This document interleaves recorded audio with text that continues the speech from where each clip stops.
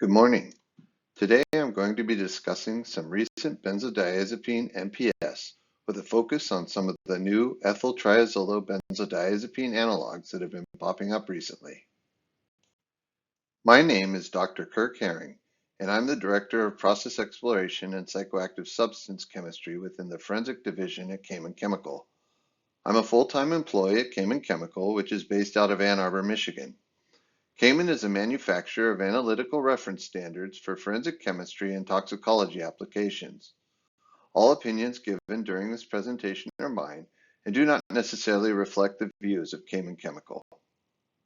To get us started, I'd like to provide a brief overview about benzodiazepines in general.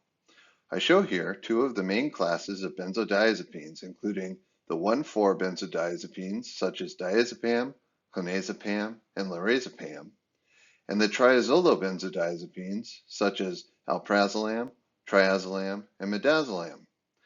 Benzodiazepines are drugs that act at the GABA receptor and are used to treat a variety of conditions, some of which I list here.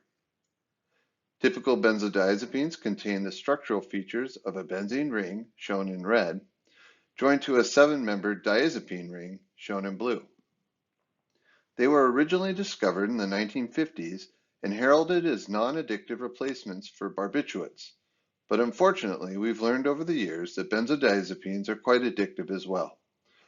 All the compounds shown on this slide are approved drugs in the United States, but overprescription and easy access to these prescription medications have led to their frequent abuse.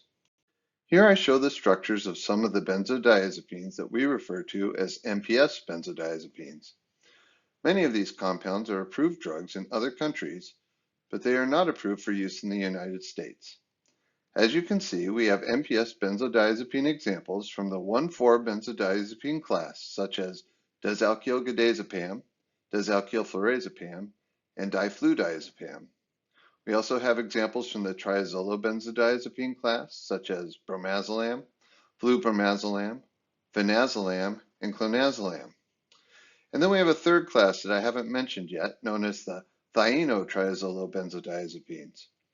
This class has a sulfur-containing thiene ring in place of the benzene ring of a typical benzodiazepine.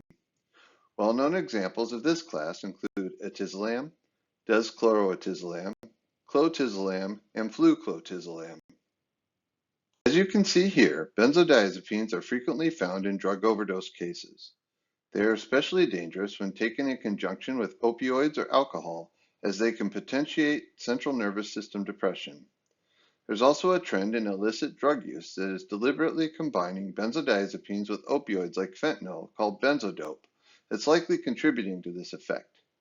The good news is that drug overdose deaths from benzodiazepine-opioid combination seems to be on a downward trend since fentanyl has become more rigorously scheduled by both the United States and China. This data on this slide only goes through 2023, but other sources I've found seem to indicate that this is still presently on a downward trend from the high that was seen in 2021. Here's some of the data from the UNODC, where they reported that NPS benzodiazepines were found in the majority of post-mortem cases in 2023. The most common seen NPS benzodiazepine was bromazolam, and you can see that clonazepam is also in the UNODC top 10. The CFSRE 2026 Q1 NPS trend reports provide us with even more recent data. They report that the most commonly seen NPS benzodiazepine is again bromazolam, similar to the UNODC data. Other frequently seen NPS benzos include dialkylgadazepam, fenazolam, and one of the main topics of this talk, ethylbromazzolam. You can see that bromazolam use peaked in Q4 of 2024 and has been trending down since then. It will likely continue to decline as it was made a Schedule I controlled substance in the United States in March of this year. Accompanying the decline in bromazolam cases, we can see a slight apparent increase in dialkylgadazepam, fenazolam, and ethylbromazzolam cases. So what is ethylbromazzolam? I show here the structure for both bromazolam and ethylbromazzolam. As you can see, ethylbromazolam contains an ethyl group at the 1 position of the triazolobenzodiazepine ring system, where there's a methyl group in bromazolam. This methyl group is a common feature with most other triazolobenzodiazepines. We were first made aware of ethylbromazolam in December of 2024 when we were contacted by a government border agency requesting a standard for a new benzodiazepine that they had found. They had proposed the structure of the unknown as ethylbromazolam after analyzing with a variety of analytical techniques.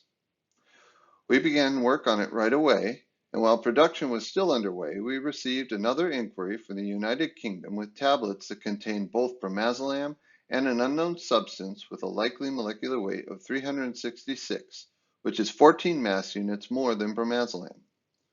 Here is a screenshot of their GCMS data. Our scientists were able to finish a standard of ethylbromazolam in February of 2025, and it was found to be a match to the UK and border agency unknowns. Shortly after our standard was made available, we received additional unknown inquiries from the states of Georgia and Illinois, as well as from New Zealand, that were all a match. Here is the GCMS for our ethylbromazolam standard, and I wanted to go over some possible fragment ions that we're proposing for this spectrum. First, we observe a fragment at 366 that corresponds to the parent compound. Next, we have a signal at 337 that corresponds with this desethyl structure. We propose this rearrangement product for the 323 fragment and loss of bromine for this 287 fragment. Another significant rearrangement product is proposed for this 204 fragment, and this imine benzene structure could correspond to the 102 fragment. Finally, we observe a benzene fragment at 77. This is the APSIN alert that was published for ethylbromazolam in February of 2025. The alert mentions that ethylbromazolam was found in tablets that were stamped to look like Xanax. They also describe an earlier seizure where ethylbromazolam was found in a sample containing fentanyl. Ethylbromazolam is showing up in various countries around the world. In March of 2025, ethylbromazolam was reported to be found in New Zealand in a variety of forms, including blue tablets, white Xanax bars, and white powder. They indicate that it was being sold as diazepam and bromazolam. We also have reports that it was found in the United Kingdom in a blue tablet described as diazepam, and later it was found mixed with fentanyl in multiple countries, including Canada, Australia, New Zealand, and the United States. Ethylbromazolam is not the only ethylbenzodiazepine analog that we've found evidence for. In August 2025, we received an inquiry from a government border agency asking if we had seen a compound that was like flualprazolam, but with an ethyl group. Since we were already aware of ethylbromazolam, we immediately began work on making an ethyl flualprazolam standard, and were able to release it in October of 2025. In February of 2026, we received an unknown inquiry from North Carolina with 2 samples that contained both a presumed ethyl flualprazolam unknown and then another NPS benzodiazepine that was identified as 4'-chloro-deschloroalprazolam. Here's a copy of the GCMS data provided for their unknown compound. Then in March, we received 2 inquiries from Pennsylvania. The one on the left was a blue rectangular tablet, and the one on the right was supposedly the NPS fluoprazolam, the structure of which I show here. However, the fluoprazolam was falsely labeled, and in both cases they were found to be a match to ethyl fluoprazolam.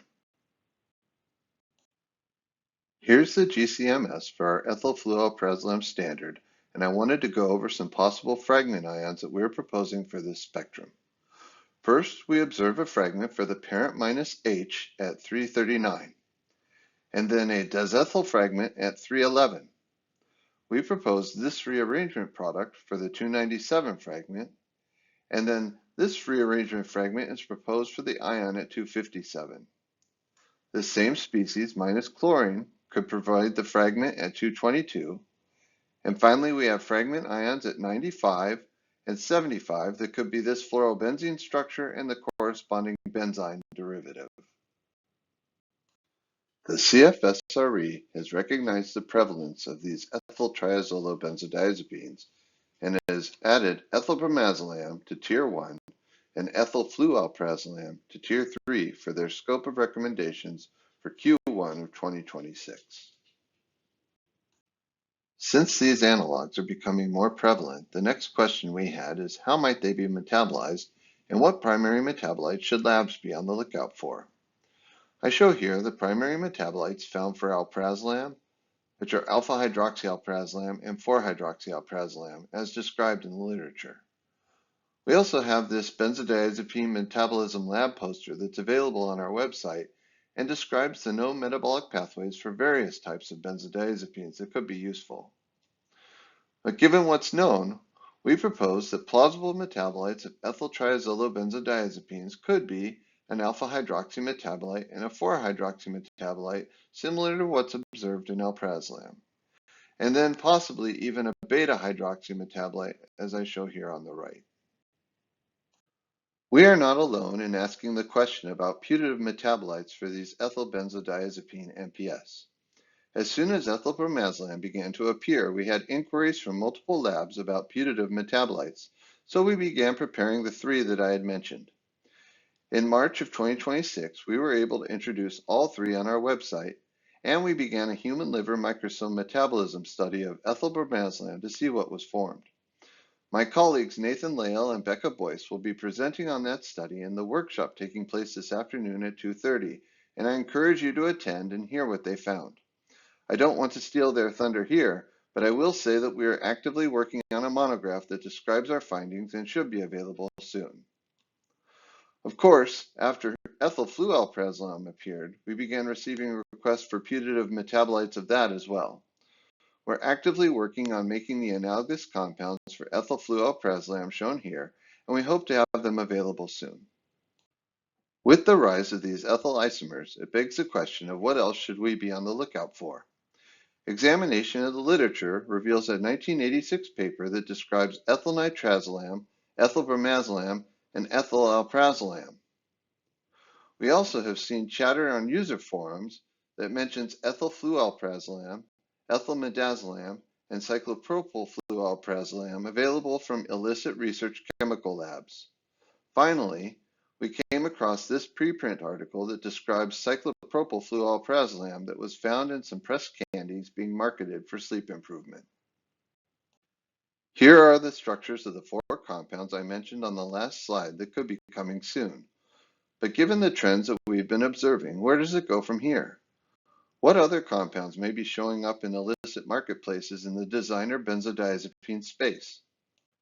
Given that we have already seen ethyl and cyclopropylbenzodiazepine analogues, we could easily see the unsubstituted propyl or isopropyl analogues next. We could also see this trend expand to other triazolobenzodiazepine systems like triazolam, flubromazole, or clonazepam.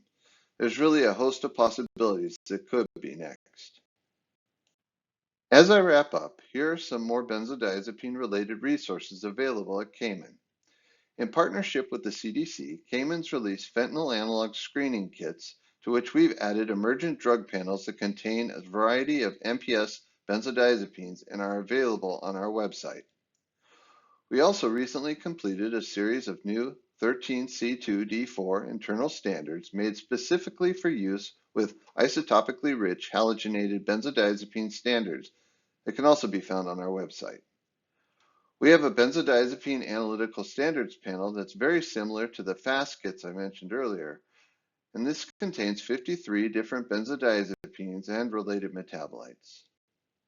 Finally, we also have that benzodiazepine metabolism wall poster I referred to earlier that could be a helpful resource. Cayman's website also has several tools and resources available for your use. You can use our GCMS drug identification tool to help you find a compound you're looking for. The web address for that tool is listed on the bottom of this slide. Also, if you can't find your unknown, you can submit your GCMS data and any relevant information to our tech support department through the email address shown here. Lastly, We also have our Cayman Spectral Library that we update regularly with standards from our catalog. The most recent update was March of this year, and our database now includes almost 3,000 compounds. That is all that I have for you today. Thank you for your attention, and I'll be happy to take any questions you may have.